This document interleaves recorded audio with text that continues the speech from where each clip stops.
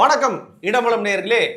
ஃபர்ஸ்ட்லாம் கல்யாணம் அப்படின்னா பார்த்தீங்கன்னா ஐயர் ஃப்ரீயாக இருக்கிறாரா அவரோட டேட்டை கேட்டுன்னு தான் கல்யாணத்தை வைப்பாங்க. இப்போலாம் மணமகன் மணமகள் அவங்க ஃப்ரீயாக இருக்காங்களா அப்படின்னு கூட கேட்கறது இல்லை. இவர் ஃப்ரீயாக இருந்தால் தான் கல்யாணமே ஃபிக்ஸ் பண்ணுறாங்க. கல்யாண மண்டபம் அப்படின்னு வந்துட்டா நான் தான் மணப்பெண்ணாக இருக்கணும், மகனாக இருக்கணும், சாவு வீடுனா நான் தான் பொணமாக இருக்கணும் அப்படிங்கிற மாதிரி பார்த்தீங்கன்னா போகிற இடங்களில் எல்லாம் நான் தான் முதல்வன், நான் தான் அப்பா என்று தன்னுடைய கதறலை, தன்னுடைய ஒப்பாரியை தொடர்ந்து வைத்துக் கொண்டிருக்கும் ஸ்டாலின் அவர்கள் கல்யாண நாயகனாய் மாறியிருக்கிறார். அதை குறித்து தான் பார்த்தீங்கன்னா கிஷோர் கே சாமி கிட்ட கேட்டு தெரிஞ்சுக்க போகிறோம். வணக்கம்.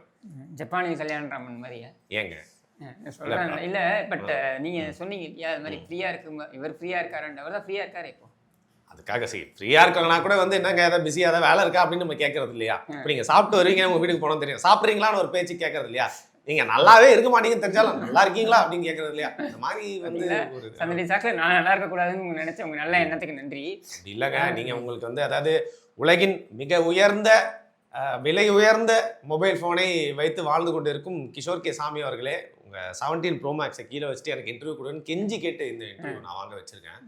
அது தலப்பாக்கட்டி பிரியாணி ஓனர் என்னடா பிரஸ் மீட் குத்துருக்காரு, பிரியாணி ரேட் ஏதாவது கம்மி பண்ண போறாருன்னு பார்த்தா நம்ம வைக்கோ தலையில தலப்பாக்கட்டுன்னு பார்த்தீங்கன்னா நீ எந்த மீடியா வெளில போ அப்படின்னு சொல்லிட்டு பார்த்தீங்கன்னா அவருடைய கட்சியும் மதிச்சு ஒரு 4 பிரஸ் பத்திரிகை அவ சொல்லை நான் இருக்க மாட்டேன், என்னத்த அவ சொல்லை நீ ஏற்காம போகுது பண்றதெல்லாம் அயோக்கியத்தனம். இல்லைன்னா அவ சொல்லை ஏற்க மாட்டேன்னு. அதாவது ஏயா நீ கூட்டணியை விட்டு வெளில முன்னாடியே வரல, தேர்தலுக்கு முன்னாடி ஏயா கூட்டணி விட்டு வெளில வரலன்னா அப்பெல்லாம் சொன்னா நீங்க பாந்துருவீங்களே. இப்ப பத்திரிகையாளர் தான் நீ கட்சி நடத்துறியா? தொண்டனுக்கு நடத்தல கட்சியை, உன் பிள்ளைக்கும் பத்திரிகையாளருக்கு தான் நடத்துறியா கட்சியை? தமிழ்நாட்டு மக்கள் மீது உனக்கு அக்கறை இருந்திருந்தால் இன்றைக்கு நீ வைக்கக்கூடிய குற்றச்சாட்டுகளை 2 மாதம் முன்னாடி ஏன் வைக்க முடியல உன்னால? என்னை நிர்பந்தித்து என்னை என்னோட இந்த திமுக சின்னத்தில் போட்டியிட வைத்தார்கள்னு சொல்றீங்களா? நீ தான் வாஜ்பாய் சொன்னாலே கேட்க மாட்டேன். Mister Vaiko, I am telling you have to listen to me. Trump சொன்னாரா? மிஸ்டர் வைகோ, நான் சொல்கிறேன், நான் சொல்வதை நீங்கள் கேட்க வேண்டும். பெஞ்சமின் நெதன்யாஹூ சொன்னாரா? மேஜர் சுந்தரராஜன் மாதிரி இங்கிலீஷ்லயும் சொல்லிட்டு அது தமிழ்லயும் அப்படியே இது பண்ணி பேசுவார்ல. என்னங்க கிறிஸ்டியன் பாஸ்டர் மாதிரி இருக்குது. ஃபர்ஸ்ட் வாட்டி இங்கிலீஷ்ல சொன்னோன்னா ஆண்டவர் என்ன சொல்கிறார் என்றால் அப்படிங்கிற மாதிரி ஒரே விஷயத்தை 2 வாட்டி இது பண்ற மாதிரி. ஒபாமா என்னை பார்த்து கேட்டார், mister Vaiko, why are you going now to India? You stay back, I will win election, after that you go என்றார் அப்படின்ட்டு. இப்போ இவங்கெல்லாம் சொல்லுவாங்களாம், அதெல்லாம் அவர் கேட்க மாட்டாராம். என்ன ஆனால் ஸ்டாலின் இந்த கதையே வேணாம், ஒழுங்கு மரியாதையா உதயசூரியன் சின்னத்தில் நில்லு அப்படின்னு சொல்லிட்டாருன்னா அதை இவர் என்னங்க புரிஞ்சிக்கவே முடியல. இதெல்லாம் எந்த அளவுக்கு அசிங்கம் முடித்தவர்கள் இவர்கள். நான் ஒவ்வொரு இதுலையும் நம்ம பேசும்போதெல்லாம் நான் சொல்ல தெரியுமா, திமுகவை நம்ம பிடிக்காது, எதிரி கட்சி எல்லாம் ஒரு பக்கம், அதை விட மோசமான ஆபத்தானவர்கள் இவர்கள் அப்படின்னு சொல்லிட்டு திமுக இந்த அளவுக்கு ஒரு மோசமான ஆட்சியை கொடுத்திருக்கிறது அப்படின்ற குற்றச்சாட்டை வைக்கிறோம்னா அதுக்கு முழுமுதற் காரணம் என்னன்னா, இன்னைக்கு பேசுறாங்கல்ல தமிழ்த்தாய் வாழ்த்து வரைக்கும், என்ன தமிழ்த்தாய் வாழ்த்து 2 வாட்டி போடணுமா 1 வாட்டி போடணுமான்றதுக்கு வைத்து விவாதம், சட்டமன்றத்தில் கண்டனம், எதிர்ப்பு எல்லாம் நீங்கள் ஆதரவு கொடுத்துக்கிட்டே, அரசாங்கத்துக்கு ஆதரவு கொடுத்துக்கிட்டே, சின்ன விஷயம் அதுக்கே அவ்வளோ ப்ளோ பண்ண முடியுதுல்ல உங்களால். அவ்வளவு அயோக்கியத்தனம் நடந்திருக்கு கடந்த ஆட்சியில். கூடவே கொண்டு முட்டு கொடுத்தீங்களே, அசிங்கமாக இல்லை உங்களுக்கு? தமிழ் தாய் வாழ்த்து சொன்ன ஞாபகம் வந்துச்சு. இவர் போய் எழுதியிருக்காரு, யார் நம்ம முதலமைச்சர் பார்த்தீங்களா? என்னன்னு இது இந்த stop drugs start run, drugs விடு ஸ்போர்ட்ஸ் எடு அப்படின்னு சொல்லிட்டு, எது drugs VIDU, sports EDU. Oh my god, what education EDU. இந்த மாநிலத்தை தமிழ் தாய் வாழ்த்து 2 வாட்டி நம்ம பண்ணிட்டோம்னா தமிழ் பற்று அப்படியே பீரிட்டு வரும் இல்லையா? தமிழ் மாமி பிரைஸ். முதலமைச்சரால ஒரு வரி தமிழ்ல சேர்ந்தாப்புல எழுத முடியாது, எதிர்கட்சி தலைவரால ஒரு வழி தவறு இல்லாமல் பிழை இல்லாமல் எழுத முடியாது, சரியா? MLAக்கள்ல நான் சொல்றேன் உங்களுக்கு, ஒரு சில MLAக்கள் உண்மையிலேயே தமிழ் நன்றாக தெரிந்தவர்கள் இருக்காங்கன்னு வைங்க, மற்றபடி எழுத வராதுங்க இவங்க. ஆனால் இந்த ஹிப்போக்ரஸியை பாருங்க. அதாவது இந்த பக்கம் தமிழே அதுவே இதுவேன்னு இந்த பக்கம் முதலமைச்சர் இப்படி எழுதிட்டு போறாரு. கேட்டா நான் ஜென்சிகா எழுதுறேன் அப்படின்வீங்க. ஏன் ஜென்சிக்கு தமிழ் தெரியலப்பா? ஏன் தெரியல?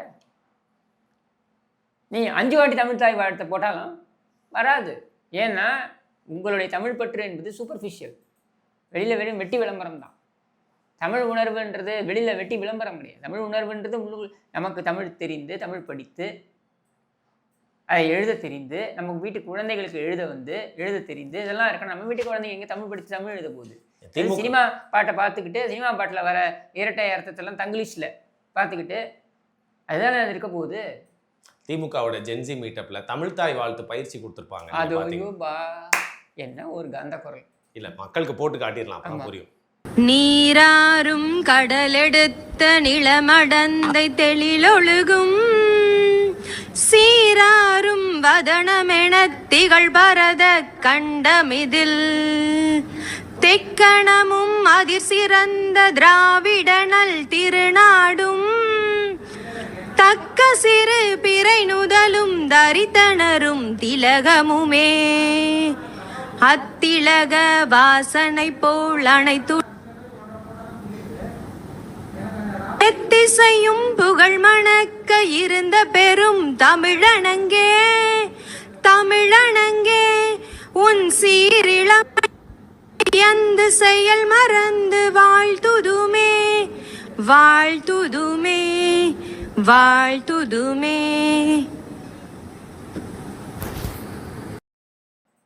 சூப்பரா, செம்ம பெர்ஃபார்மன்ஸா, பிரமாதம். அதாவது ஜென்சிக்கு பயிற்சி கொடுக்க போறோம்னாங்க, நான் அரசியல் சொல்லி கொடுக்க போறாங்க பார்த்தா தமிழ் தாய் வாழ்த்துல இருந்து ஆரம்பிச்சிருக்காங்க. ஆமா, என்ன ஒரு அற்புதம். நல்ல வேலை, முன்னாள் துணை முதல்வர் கூப்பிட்டு வந்து சார் நீங்க பாடுங்க சார் அப்படின்னா அது அதுக்கு மேல இருக்கும். ஏன்னா இவங்கெல்லாம் தமிழ் தாயை தூக்கி பிடிக்கக்கூடியவர்கள், இவர்களெல்லாம் தமிழை தூக்கி பிடிக்கக்கூடியவர்கள், இவர்களுடைய தமிழ் லட்சணம் இவ்வளவுதான். ஆனால் கஷ்டப்பட்டு குழந்தைய கூப்பிட்டுட்டு ஐபிஎல் மேட்ச்சுக்கு போயிட்டு அந்த கும்பலில் மேட்ச்சை கான்சென்ட்ரேட் பண்ணியே பார்க்க முடியாது. அங்கேயும் ஒரு தந்தையாக வந்து குழந்தைக்காக வந்து ஒரு மாத்திரையை பொடி பண்ணியிருக்காரு. நேஷ்னல் மீடியா வரைக்கும் அவர் எடுத்துகிட்டு போயிட்டு இன்றைக்கி அவரோட அமைச்சர் பதவியே வந்து பொடி பண்ணுறது வேற, ஏற்கனவே பொடியாக இருக்கிறத இப்படி ரூட்டு கட்டுறது வேற, லைன் கட்டுறதுன்னு சொல்லுவாங்க தெரியுமா, அது வேற. சரியா? இல்லைங்க, அந்த வீடியோ ரொம்ப பிரபலமாகி நம்ம வீட்டில் இருக்க பெண்கள் அப்புறம் வந்து பாட்டிமார்கள்லாம் கோலத்தை அப்படிதான் வந்து லைன் கட்டி அப்புறம் அந்த கோலமாவை எடுத்து கோலம் போடுறாங்களாம். கேட்டா அமைச்சர் சரத் ஸ்டைல் அப்படிங்கிறாங்களாம். கோலமாவு சரத் அப்படின்ற மாதிரி அப்பட்டமா தெரியுதுங்க. அவன் ட்ரக்ஸ் எடுத்திருக்கான். சரியா? ரொம்ப அப்பட்டமா தெரியுது. இதை பூசி முழுகிறதுக்கு அவங்க வச்ச நாடகம் இருக்கு, அது அதை விட கேவலம். என்னொன்று வெளி எனிபடி கோ ஹைட் பிஹைண்ட் ஒரு குழந்தைக்கு முன்னாடி வச்சுக்கிட்டு குழந்தை மனைவியை நீ பின்னாடிலாம் ஏன்டா ஒழிஞ்சிக்கிறான்? அப்படி என்னடா பதவி? அப்படி நீ அந்த பதவியை தக்க வைக்கணும்னு நினைச்சிருந்தனா நேர்மையா இருந்த மக்கள் நேர்மையை ஏத்துப்பாங்க. என்ன சொல்லணும்? ஆமா இது கொக்கைன் தான் அப்படின்னு சொல்லணும், சொல்லிட்டு போ. அப்போ ஒரு காலத்துல எனக்கு அந்த பழக்கம் இருந்துன்னு சொல்லிட்டு போ. தமிழ்நாட்டுல கஞ்சா பரவி இருந்தது தானே. மாப்பிள்ள நல்லவர் தான், என்ன ஒண்ணு கெஞ்சா மட்டும் அடிப்பாரு அப்படிங்கிற மாதிரி அந்த பழக்கம் இருந்தது. அமைச்சரா ஏத்துக்கோன்னு சட்டாசா ஏங்க இதுக்கு முன்னாடி கெட்ட பழக்கங்களோ இல்ல இவங்க சொல்லக்கூடிய பழக்கங்களோ இல்ல வந்தவங்க எல்லாம் வந்து அமைச்சராகலையா, முதலமைச்சராகலையா? ஓ, விபச்சாரி வீட்டுல போய் தகராறு பண்ணிட்டு வந்தவங்க எல்லாம் முதலமைச்சராகலையா அப்படின்னு ஒருத்தர் பண்ணுவாரு. ஒரு வேளை இந்த பழக்கம் உள்ளவரா இல்ல மக்கள் தப்பா? அவருக்கு சிகரெட் பழக்கம் கூட பாத்தீங்கன்னா அந்த திரைப்படத்துல கூட காட்ட மாட்டாங்க. புரியுது, அவரை தப்பு சொல்லுவாங்க. அவர்கிட்ட எந்த இடத்துலயுமே அந்த பழக்கம் கிடையாது. அவர்கிட்ட நீங்க வந்து பாத்தீங்கன்னா சிகரெட்டோ மதுவோ இந்த எந்த பழக்கமுமே கிடையாது. மூக்குப்பொடி போடுற பழக்கம் கூட கிடையாது. சரியா? அப்படி இருக்கும் பொழுது நீங்க வந்து அவரை பார்த்து சொல்றதுன்ற அபத்தம். ஆனா நம்ம இங்க கேட்கிற கேள்வி ஒன்னே ஒண்ணுதான், என்ன யாருமே வந்து அபியூஸ் பண்ணாதவனுங்களா? அப்படி அப்படி. ஆனா மக்கள் வந்து மன்னிச்சு போகக்கூடிய தன்மை கொண்டவர்கள். நான் ஒரு உதாரணம் சொல்றேன். சரி, நீங்க பில் கிளின்டனுடைய லெவின்ஸ்கி வழக்கு, மோனிகா லெவின்ஸ்கி இஷ்யூ வந்து தெரியுமா? மோனிகா லெவின்ஸ்கி இஷ்யூ வந்து மக்கள் ஏன் கோவப்பட்டாங்க தெரியுமா? கிளின்டன் மேல அவர் வந்து திருமணம் கடந்த உறவு வைத்துக் கொண்டதுக்காக இல்லை, பெர்ஜூரி. அதாவது நீ வந்து பிரமாணம் எடுத்துக்கொண்டு பொய் சொல்ற. ஒரு ஜனாதிபதி பிரமாணம் எடுத்துக்கொண்டு பொய் சொல்லக்கூடாது. சரியா? அப்படி நீ பொய் சொல்லும் பொழுது அந்த அந்த பதவிக்கே நீ இழுக்க கொண்டு வந்துடுற. அந்த பதவிக்கு இழுக்கு நீ திருமணம் கடந்த ஒரு உறவை வைத்துக் கொண்டதுனால அல்ல, அது உன் திருமணத்தோட பிரச்சனை, உன் மனைவிக்கும் உனக்குமான பிரச்சனை. சரியா? அவங்க டிவோர்ஸ் ஃபைல் பண்ணலாம், இல்லை உன் மேலே கேஸ் போடலாம். இது இது இப்படி அது அடல்ட்ரி. சரியா? அந்த அந்த அந்த நாட்டில் ஒன்றும் அது பெரிய விஷயம் கிடையாது. ஆனால் அந்த நாட்டில் அது பெரிய விஷயமா எதை பார்த்தாங்கன்னா பொய் சொன்னது. மக்களை ஏமாத்த ட்ரை பண்ணியிருக்காரு. நீ பொய் நீ வந்து அப்போ அதை தான் அவங்க சீரியஸாக பார்க்குறாங்க. அப்போ அந்த அந்த நாட்டு மக்கள் எதை ப்ரையாரிட்டி வைக்கணும் அப்படின்றத பார்க்கணும். நம்ம நாட்டில் அது கிடையாது. நம்ம நாட்டில் யார் யார் கூட இருக்கான், யார் யார் கூட உறவுல இருக்கான், இது தான் நம்ம பார்ப்போமே தவிர்த்து அவனுடைய செயல்பாட்டில் தவறு இருக்கா அப்படின்ட்டு தான் இப்போவும் நான் சொல்கிறேன். எனக்கு கில்லி சரத் வந்து இது அப்பட்டமாக தெரியுது அவன் எடுத்திருக்கான் அப்படின்ட்டு. அப்படி இல்லை அப்படின்னு அவன் சொல்ல போகிறான்னா அதுக்கு உன் மனைவியும் உன் குழந்தையும் வச்சுக்கிட்டு நீ பொய் சொன்னதுன்றது இன்னொரு அயோக்கியத்தனம். சாரி, நீங்கள் அதை எடுத்ததுனால சொல்கிறேன். அதுக்கு எக்ஸ்டென்ஷனாக பார்த்தீங்கன்னா யாரோ குழந்தைங்கள்லாம் ஏவி விட்டு வீடியோஸ்லாம் வந்து போட வைக்க, அது என்ன அதை பார்த்து திமுக காரங்களும் குழந்தைங்களை உட்கார வச்சு வீடியோஸ் போட வைக்க எங்க போயிட்டு அந்த அந்த குழந்தைங்களுக்குலாம் வந்து இந்த இந்த போதை அப்படின்றத பற்றி எதுவுமே தெரியாது. எல்லாருமே இப்படி பண்ணி காமிக்கிறாங்க குழந்தைங்களை விட்டு பண்ணுறது. அண்ட் அதான் நான் சொல்கிறேனே, இது வந்து ரொம்ப ஒரு ஒரு மோசமான முன்னுதாரணத்தை நீங்கள் கொண்டு போகிறீங்க. குழந்தைகளை வைத்து அரசியல் பேசுவது, குழந்தைகளை வைத்து அரசியல் செய்வது அப்படின்றது வந்து ரொம்ப மோசமான ஒரு முன்னுதாரணம். இந்த முன்னுதாரணத்தை நீங்கள் அடுத்த கட்டத்துக்கு எடுத்துகிட்டு போகிறது ஆரோக்கியமானது கிடையாது. முதலமைச்சர் இதுக்கு ஒரு தடை போடணும். ஆட்சிக்கு வந்துட்டீங்க சரியா, இனிமேல் உங்கள் கட்சியில் வந்து மற்ற கட்சியில எல்லாம் வந்து சேர்ந்துக்கிட்டு இருக்காங்க. ஆமா, ஜூன்ல எல்லா ஸ்கூல்லையும் சேர்ற மாதிரி எல்லாம் டிவிக்கில போய் சேர்றாங்க. உங்களுக்கு கட்சிக்கு கட்டமைப்பும் வந்துகிட்டு இருக்கு அப்படின்னும் போது இனி நீங்கள் செய்ய வேண்டிய கையில் இந்த யுக்தியை நீங்கள் பண்ண வேண்டிய அவசியம் கிடையாது. ரொம்ப தவறான ஒரு யுக்தி இது. நீங்கள் நினைக்கிறீங்க நீங்கள் 3 தலைமுறை 4 தலைமுறைகளை நீங்கள் வந்து பாடுபடுத்துறீங்க. இதே கேள்வியை நான் வந்து வேற ஒரு சேனலில் பேசும்போது நான் கேட்டேன். விஜய் அவருடைய மகன் அல்லது அவருடைய மகள் அவங்கள நான் இழுக்கக்கூடாது, ஏன்னா அவங்க அரசியல் இல்லை, அவங்கள பற்றி நான் பேசுறது தப்பு தான். ஆனால் நான் ஒரு உதாரணத்திற்காக சொல்கிறேன். அவருடைய மகனோ மகளோ இந்த மாதிரி வந்து ஒரு வீடியோ போட்டு அதை வெளியிட்டு அவர் வரவேற்பாரா? இல்லையே. அவர் குழந்தைய வரவேற்றிருப்பாரா? பிரைவேசி தான். அந்த குழந்தைங்களா இருந்தபோது அந்த குழந்தைங்க இந்த மாதிரி பேசி ஒரு வீடியோ வெளியிட்டு இருந்தால் வரவேற்றிருப்பாரா? ஊராமட்டு குழந்தைங்களாம் எப்படி நீ வரவேற்கிற? நீ சொல்கிறல்ல எல்லாரும் வீட்லேயும் விஜய் இருக்கணும்னு, ஏன் எல்லாரும் உன் வீட்டில் எல்லாரோட குழந்தைங்களும் உன் வீட்டில் இருக்க மாதிரி நீ ஏன் நினைக்க மாட்டேங்கிற? எல்லார் வீட்லையும் விஜய் இருக்கணும்னு நினைக்கிறல்ல, அதே மாதிரி எல்லார் வீட்டு குழந்தைங்களும் உன் குழந்தைங்க மாதிரி நீ ஏன் நினைக்க மாட்டேங்கிற? நினச்சிருந்தா நீ இதை அனுமதிப்பியா? இதை நீ ஊக்குவிப்பியா? தெரிய படத்தில் குழந்தையெல்லாம் பார்த்துட்டு நல்லா ஈனா மீனாட்டிக்கா பாட்டுக்கெல்லாம் ஆடினவர், குழந்தைகளை கவர்ந்தவர், குழந்தைகளை பற்றி யோசிக்காமல் இருப்பாரா? நீங்கள் சொல்லுங்கள். அப்போ யோசிச்சுன்னா இது தடை பண்ணியிருப்பேன். சரி, நீ நினச்சா உன்னுடைய தொண்டர்கள் இதை செய்ய மாட்டாங்க. நீ நினச்சா அதை செய்ய மாட்டாங்க. ஏன் அதை ஏன் ஊக்குவிக்கிற? இதை ஏன் என்கரேஜ் பண்ணுற நீ? அப்படியே நான் வேற ஒன்றுமே நான் சொல்லலை. இந்த குழந்தைகள் செய்யக்கூடிய சேட்டைகள்லாம் இருக்கு இல்லையா, இந்த குழந்தைங்க பண்ணக்கூடிய விஷயங்கள்லாம் இருக்குல்ல, இதெல்லாம் உன் குழந்தைகள் செய்திருந்தால் நீ ஏற்றிருப்பியா? இதுக்கு மட்டும் பதில் சொல்லு. வேற எதுவுமே நான் கேட்க விரும்பல. உன் குழந்தைங்க நான் மட்டும் அது இன்டர்நேஷ்னல் ஸ்கூலில் படித்து அதுங்க வந்து தனித்துவத்தோடு நீங்கள் செயல்படுறாங்க, வாழ்த்துக்கள். நான் வாழ்த்துறேன். உண்மையை நல்லா வளர்த்துருக்கீங்க குழந்தைங்கள. நீங்களும் சரி உங்கள் மனைவியும் சரி ரொம்ப அருமையாக அவங்க குழந்தைங்களை வளர்த்துருக்கீங்க சரியா. அவங்க தனித்துவத்தோடு அவங்க வந்து தனியாக வந்து செயல்படுறாங்க, சுதந்திரமாக செயல்படுறாங்கன்றது உங்களுடைய வளர்ப்பு தான் சரியா. அவங்க 2 பேருக்குமே அதில் ஈக்குவல் பொறுப்பு இருக்குது, அதை நான் மறுக்கலை சரியா, வாழ்த்துறேன். அப்போது அதே தானே மற்ற குழந்தைங்களுக்கும் இருக்கணும். நீ அதே மாதிரி தானே மற்ற குழந்தைங்களை பார்க்கணும். அப்படி நீ பார்த்தனா தான் நீ அவங்களுக்கு அண்ணன் தாய்மாமன் எக்ஸெட்ரா. அது எதுவுமே கிடையாது. அந்த குழந்தைங்க தத்தேரியா போகலாம், அந்த குழந்தைங்க என்ன வேணாலும் பண்ணலாம். ஆனால் நீ வந்து இப்போ அதனால பெனிஃபிட் அடைஞ்சு நீ உட்காந்துருப்ப. இது எப்படிங்க ஏற்றுக்க முடியும்?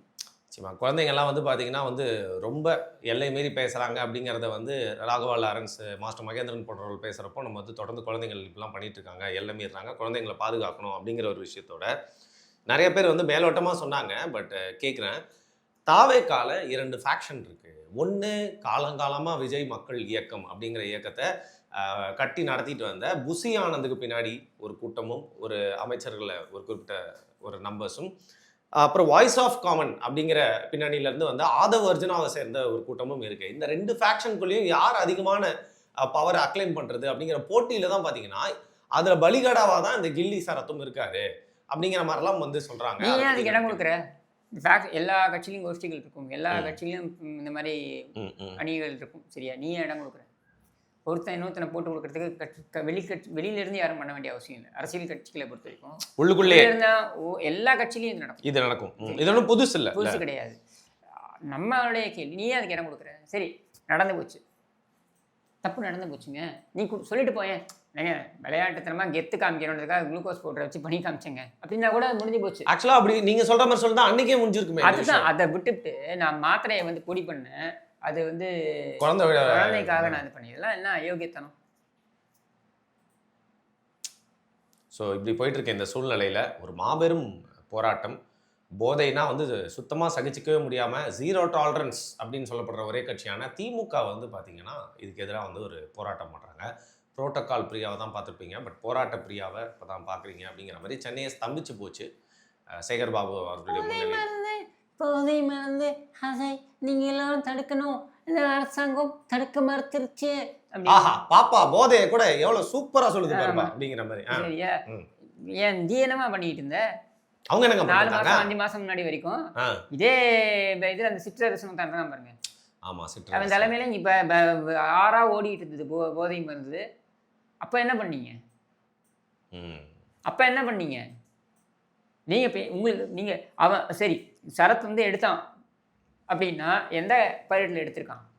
எந்த ஆட்சி காலத்துல? 2024 சேப்பாக்கம் ஸ்டேடியத்துல அவ்வளவு தைரியமா அது யார் தொகுதி? அது சின்ன ஒரு தொகுதி வேற. அதான் சொல்றேன், அந்த இடத்துல தைரியமா எடுக்க முடியுது அவனால அப்படின்னா அந்த இடத்துல சட்டம் ஒழுங்கு அந்த லட்சணத்துல நீங்க வச்சிருந்தீங்க. இந்த லட்சணத்துல நீங்க வச்சிருந்தீங்க. சரி அப்போ வந்து நீங்க என்ன அம்பு எய்தாலும் திருப்பியும் வந்து அவங்களே குத்துற மாதிரி தான் இன்னைக்கு திமுகவுடைய நிலைமை இருக்கு. அப்சல்யூட்லி உங்களோட ஆட்சி அப்படி இருந்தது. நீங்க ஒரு மாசத்துல எல்லாம் வந்து விஜயோடைய ஆட்சி பொற்கால ஆட்சியா இருக்கணுமா? ஆனா இவங்க 5 வருஷம் வந்து இவங்க நடத்தின குப்பை ஆட்சியை வந்து எல்லாரும் மறந்துடணுமா? இது என்னங்க இது? சரி நீங்க திமுகல வந்து ஜாயின் பண்றதுக்கான சமிஞ்சைகள் தெரியுதுன்னு நிறைய பேர் சொல்றாங்க. ஏன்னா வர வர நீங்க திமுக பாவம் பார்த்து சில கருத்துக்கள்லாம் பதிவிடுறீங்க அப்படிங்கிறாங்க. கூட்டணி கட்சிகள் பிரிஞ்சு வந்ததை பத்தி திமுகக்கு நீங்க வந்து ஏதோ ஒரு சாஃப்ட் கார்னர் காட்டுற மாதிரி இருக்கு. சாஃப்ட் கார்னர்னு நான் சொல்லுங்க. நீ ஸ்டாலின் தொடரட்டும் அப்படின்னு சொல்லிட்டு குறைந்தபட்ச நேர்மை குறைந்தபட்ச மனசாட்சியோட யோசிச்சு பாருங்களேன். ஸ்டாலின் தொடரட்டும்னு சொல்லி நீ 1.5 மாசம் முன்னாடி 2 மாசம் முன்னாடி வரைக்கும் நீ வந்து ஒரு நிலைப்பாடு எடுத்துட்டு அவரை வைத்து ஜெயிச்சுட்டு எனக்கு பிடிக்காதவன் திமுக காரணம் அவன் கட்சிக்கு உழைச்சிருக்கான், அவன் கூட்டணிக்கு உழைச்சிருக்கான்ல. சரி எனக்கு பிடிக்காதது தானே வச்சிருங்க. நம்ம ஒரு let us look at it from a neutral point of view. சரியா? அப்போ அவனுடைய உழைப்பை உறிஞ்சிட்டு நீ அவனுக்கு பண்ணது துரோகம் தானே. எனக்கு பிடிக்காதையா நான் வந்து அவனை பார்த்தா திட்டுவேன், அவன் என்ன பார்த்தா திட்டுவான்றது நேச்சுரல். சரியா? நீ என்ன பண்ண? அவன் முதுகில் சவாரி பண்ணி அவனோட உழைப்பை உறிஞ்சி கூடவே இருந்து குளிப்பறிச்சாங்கன்றத விட நீ பண்ணது அசிங்கம்ல. சாப்பிட்ற தட்டுலேயே நீ வந்து அசிங்கம் பண்ணிட்டு போறியே. நீ சாப்பிட்ட தட்டு தானே அது. அந்த மாதிரி சொல்றீங்க. அது கேவலம் இல்லை. எனக்கு அதான் நான் ஆரம்பத்துலேயே சொல்கிறேங்க, என்னோட எதிரியாகவே இருக்கட்டும்ங்க. என் எதிரியாக இருந்தால் நான் எதிரியே I will look at him on the face. ஒன்று நான் அவனை வீழ்த்தணும், இல்லை அவன் என்னை வீழ்த்தணும். அவன்கிட்ட நான் தோற்று போனோம், இல்லை அவன் எங்கிட்ட தோற்று போனோம். இதான் நேர்மையான ஒரு சண்டை. சரியா? இதில் எதிரி மேலே ஒரு ஒட்டுண்ணி மாதிரி உட்காந்துக்கிட்டு சவாரி செஞ்சுக்கிட்டு ஒரு 5 கட்சி சவாரி செஞ்சுக்கிட்டு அவனுடைய முதுகலையே குத்துது. அவனோட உழைப்பை உறிஞ்சி அங்கீகாரத்தை வாங்கிக்கிட்டு அவனுடைய முதுகிலே குத்திட்டு போகுதுன்னா அதை பார்த்து ரசிக்கிறதுக்கு நான் ஒன்றும் நேர்மையற்றவனும் கிடையாது. அந்த அளவுக்கு வந்து என் மேலே எனக்கு நம்பிக்கை இல்லாதவனும் கிடையாது. சரி நீங்கள் அவங்கள வந்து விரல் நீட்டு பேசுகிறீங்க அப்படிங்கிற பட்சத்தில் தூய சக்தின்னு சொல்லிட்டு தீய சக்திகள் கிட்ட இருந்து சில ஸ்பேர் பார்ட்ஸை மட்டும் தன்னுடைய கட்சிக்குள்ள இணைச்சிக்கிற விஜய் அவர்களையும் முதல்வர் விஜய் அவர்களையும் நம்ம நான் வைகோ பேசினதை போது நான் சொல்றேன், ஒரு முதலமைச்சர் செய்கிற வேலையா இது? வைகோ வந்து பொதுக்குழு கூட்டத்தில் என்ன சொல்றாரு? அவர் கட்சி பொதுக்குழு கூட்டத்தில் என்ன சொல்றாரு? முதலமைச்சர் என்னிடம் சொன்னார். என்ன சொன்னார்? திமுகவில் இருந்து அந்த எம்எல்ஏக்கள் அதிமுகவுடைய கட்சியை சேர்ந்தவர்கள் என்றாலும் அவங்க திமுகவில் போய் தான் சேர்ந்து உறுப்பினர் அட்டை வாங்கி தான் எம்எல்ஏ ஆக முடியும். அதான் ப்ராசஸ். நீங்கள் அந்த சின்னத்தில் போட்டியிடணும். உதயசூரியன் சின்னத்தில் போட்டியிடணும்னா நீங்கள் உங்கள் கட்சியிலேருந்து ரிசைன் பண்ணிவிட்டு திமுகவில் போய் சேர்ந்துட்டு திமுகவில் உறுப்பினர் அட்டை வாங்கணும். அப்படியாங்க? ஆமாம், உறுப்பினர் அட்டை வாங்கிட்டு தான் நீங்கள் வந்து வேட்பாளர் ஆக முடியும். அப்படி வேட்பாளர் ஆகி அவங்க வெற்றி பெற்றிருக்காங்க உதயசூரியன் சின்னத்தில். மற்ற தொகுதிகளுக்கு என்ன செலவு செய்ததோ திமுக அதே செலவே இவர்களுக்கும் செய்திருக்கிறது. ஒரு பைசா வைகோ அவுத்து கொடுக்கல, துரை வைகோ அவுத்து கொடுக்கல. அதே மாதிரி அவங்க கட்சிக்காரங்க தான் வேலை செஞ்சாங்க. இவங்க கட்சிக்காரங்க வேலை செஞ்ச மட்டும் ஜெயிச்சிருக்க முடியுமா? இல்லை. அப்படின்னும் பொழுது அவங்க திமுகலே நான் தொடர்கிறேன், ஏன்னா ஸ்டாலின் தொடரட்டும் என்று சொல்லி வந்த வாக்குகள் இவை, அதனால் வெற்றி பெற்றோம்னு சொல்கிறது நியாயம். அது ஒட்டக பேரமா அப்படின்றது? ஒட்டக பேரம் கிடையாது, அதுதான் நியாயம். ஸ்டாலின் தொடரட்டும் சொல்லி தானே ஓட்ட சீட்டு ஜெயிச்சுட்டு வந்திருக்காங்க 2 பேர். அவங்க எப்படி உன் கூட வரணும்னு எதிர்பார்க்குற? டெக்னிக்கலாக பார்த்தாலும் தப்பு. ஏன்னா அவங்க உதயசூரியன் சின்னத்தை ஜெயிச்சிருக்காங்க, உறுப்பினர் அட்டை திமுகவில் வாங்கிட்டாங்க. இப்போ வாங்கலை, தேர்தல் போட்டியிடுறதுக்கு முன்னாடியே வாங்கிட்டாங்க. சரியா? இதுதான் சட்டம். சரியா? அடுத்து ஒரு முதலமைச்சர் சொல்லலாமா நீ பதவி விலகுன்னு ஒருத்தர் சொல்லலாமா? உன் கட்சியாகவே இருக்கட்டும், மதிமுகவாகவே இருந்தாலும், மதிமுக சின்னமான வெத்துப்புட்டி சின்னத்தில் தீப்பொட்டியா அந்த சின்னத்தில் போட்டிக்கிட்டு இருந்தாலும் ஒரு தலைவராக அவரை பதவி விலக சொல்வதற்கு உனக்கு ரைட்ஸ் கிடையாது. அவங்களா விரும்பி பதவி விலகலாம், இல்லை அவர்களை பதவி நீக்கம் செய்யுங்கள், டிஸ்குவாலிஃபை பண்ணுங்கன்னு நீ பரிந்துரை செய்யலாம். கட்சியுடைய விதிகளை மீறி இருந்தால் அப்படின்னு நீங்க நினைக்கிறீங்கன்னா கட்சி தாவல் சட்டத்தின் கீழ் நீ அது சொல்லலாம். இது 2 தான் நடக்கலாமே தவிர்த்து அவர்களை எந்த பிரச்சனையும் இல்லாம நீ பதவி விலகுன்னு சொல்றதுக்கு நீ யாரு? முதலமைச்சர் யார்? அப்ப அது திறந்த நிலை பேரம், அதுதான் பேரம். இதை இந்த முதலமைச்சர் செய்யணுமா? நான் கேட்கிறேன், உனக்கு துணிச்சல் இருந்தா தேர்தலுக்கு போ, 234 தொகுதியும் போட்டியிடு.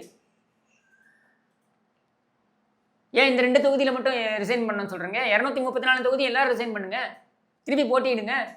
துணிச்சல் இருந்தால் அதை செய்யு. அதை விட்டுவிட்டு மற்ற கட்சி எம்எல்ஏக்களை வந்து நீ பதவி விலகுன்னு இப்போ புரியுதா? அவங்களா விருப்பப்பட்டு பதவி விலகலை, நீ பதவி விலகு, நான் திருப்பி உன்னை ஜெயிக்க வைக்கிறேன் அப்படின்னு சொல்லி இவங்க விலக வைக்கிறாங்க. அந்த ஐடியாவை கொடுத்துருக்காங்க. அப்போ அது பேரம் தானே. ஏற்கனவே ஒரு எம்எல்ஏ வந்து போய் கம்ப்ளைண்ட் ஒன்று பெண்டிங் இருக்குல்ல, தினகரன் கொடுத்துருக்காரு இல்லையா, அமமுகவுடைய எம்எல்ஏ வந்து மிரட்டப்பட்டார் அப்படின்ட்டு. அதை நம்ம எல்லாருமே பார்த்தோம். அவரை காரக்கில் வச்சு இவங்க மிரட்டினது நம்ம எல்லாருமே பார்த்தோம். அதே போல இந்த 2 எம்எல்ஏக்களையும் இவர்கள் மிரட்டுகிறார்கள் அப்படின்னு அவங்க கம்ப்ளைண்ட் கொடுக்கலாம். அதற்கான அத்தனை முகாந்திரங்களும் ஏற்படுத்தி கொடுத்துருக்காங்க. வைகோ நுழைஞ்சாலே இது நடக்கும்ன்றது எல்லாருக்கும் தெரியும். நீங்க ஒரு ஆமை கம்பேர் பண்ணி பேசுற மாதிரி பேசுறீங்க. ஆமை வந்து நல்ல பிராணிங்க. ஓகே. அதனால நிறைய நன்மை இருக்குங்க. வைகோ இவரை போய் நீங்க போய் இதோட கம்பேர் பண்றீங்க. இவர் என்ன, இவரால் சமுதாயத்திற்கு என்ன பயன்? ஒரு ஒட்டுண்ணியால் என்னங்க பயன் இருக்க முடியும் சமுதாயத்திற்கு? இல்லைங்க, நெகிழி மட்டும்தான் அது ஒரு எக்ஸ்பைரி டேட்டே இல்லாமல் ரொம்ப நாள் அப்படியே இருக்குன்னு சொல்லுவாங்க. ஸோ இன்னைக்கு வரைக்கும் அரசியல் அழியாமல் இருக்கிற வைகோ, அதனால ஏதாவது பயன் இருக்கா? நெகிழியால் நமக்கு பொல்யூஷன் தான். அப்படித்தான் இவர். ஸோ பொலிட்டிக்கல் பொல்யூஷன் வைகோ அப்படிங்கிறீங்க. கண்டிப்பா. சரி, ரைட்டு. கடைசியாக ஒரு விஷயங்க, மற்ற கட்சிகள்லாம் சண்டை போடுறது ஒரு ரகமாக இருக்கும்னா இந்த கட்சி சண்டை போடுறது வேற ஒரு ரகமாக இருக்கும். ஏன்னா இந்த கட்சி மட்டும்தான் அவங்க கட்சிக்குள்ளேயே கோஷ்டி வச்சுட்டு அவங்க கட்சி ஆஃபீஸ்க்குள்ளேயே சண்டை போடுவாங்க. காங்கிரஸ் கட்சி, தமிழ்நாடு காங்கிரஸ் கட்சிக்கு ஒரு தலைவர் வந்திருக்காரு. வந்ததும் பார்த்தீங்கன்னா கர்ஜித்திருக்கார், சீறி இருக்கிறாரு. யாராவது எங்களை பற்றியும் ராகுல் காந்தியை பற்றியும் பேசிட்டீங்கன்னா, ராகுல் காந்தி நம்ம கடவுள வானத்துல குஷ்டா வேணாங்க, வார்ன் பண்ணியிருக்காரு, என்ன பேசாதீங்க. பண்ணுவேன் நீ? முதல்ல தமிழ்நாட்டுக்கு நீ என்னையா பண்ணிருக்கீங்க? மத்தியில் இருந்தபோது நாங்கள் அதை பண்ணோம், இந்த கதையெல்லாம் வேணாம். காமராஜர் இருந்தபோது பண்ணோம், அந்த கதையும் வேண்டாம். நீ காமராஜர் எப்படி அவரோட கடைசி காலத்தில் நடத்தினீங்கன்றது எங்கள் எல்லாருக்கும் தெரியும், சரியா? இந்த கதையை விடாதீங்க. நம்ம கேட்குறது ரொம்ப சிம்பிளாக, காங்கிரஸ் கட்சி தமிழ்நாட்டிற்கு இங்கே இருக்கக்கூடிய தலைவர்கள் என்ன செய்திருக்கிறார்? செல்வ பிறந்தகை போன்ற தலைவர்களை பார்த்தும் நீங்கள் இந்த கேள்வி கேட்குறீங்களா? ஸ்கிராப்பில் உட்காந்து கொள்ளையடிச்சாப்புல கோடிக்கணக்கில். அந்த நன்றி சொத்தத்தை இன்னமும் திமுக காட்டிட்டு இருக்காப்புல. இதை தவிர்த்து வேற என்ன செஞ்சாங்க இவங்க?